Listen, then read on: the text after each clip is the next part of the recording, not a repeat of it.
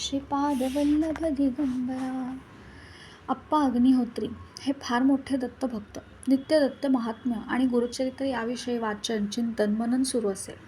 त्यांच्यापाशी जाऊन त्यांना दत्त महात्म्य आणि गुरुचरित्रातील अनेक विषयांवर बोलते करावे आणि त्यांच्या मुखातून अव्याहत वाहणाऱ्या ज्ञान ओघाचे यथेच्छ ग्रहण करावे. बोलू लागले की वाटे आपण प्रत्यक्ष त्या प्रसंगाचे साक्षी आहोत.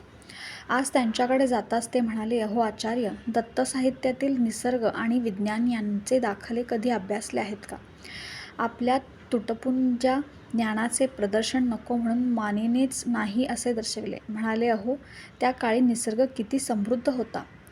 मी मनात विचार करू लागलो की कुठे आहे असे वर्णन आले आहे. ते पुढे म्हणाले, गुरुचरित्राच्या 9व्या अध्यायात एका रजकाची गोष्ट आली आहे. त्यावेळी राजा नदीत विहार करताना या रजकाच्या दृष्टीस पडला आहे. आता हा महिना होता वैशाखाचा, अर्थात तसा उल्लेख आहे. वसंत ऋतू वैशाखा. ऐन उन्हाळ्याच्या दिवसात नदीत नाव चालविण्या इतके पाणी होते म्हणजे कृष्णामाईत किती पाणी होते याचा अंदाज बांधा. होता की नाही समृद्ध निसर्ग?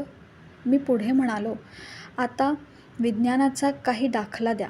यावर ते म्हणाले, अहो पावलोपावली असे दाखले आहेत.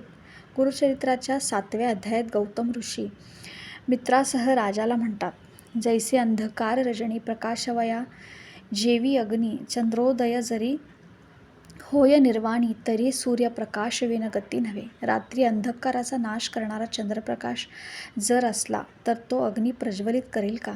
अहो त्यासाठी सूर्यप्रकाशच हवा. आता सूर्यप्रकाशात हे प्रज्वलन कसे व्हावे तर भिंगाच्या सहाय्याने, आपोआप नाही. हे विज्ञान नाही का? इथे गौतम ऋषी म्हणतायत, हे राजा, अनेक तीर्थे असली तरी तुझ्या पापक्षालनासाठी केवळ गोकर्ण हेच योग्य आहे. काय समजलात? यावर मी मानेनेच होकार दिला. वाचन करून त्यावर विचार मंथन करणे आपल्याला जमत नाही हेच खरे. श्री गुरुदेव दत्त. श्री स्वामी.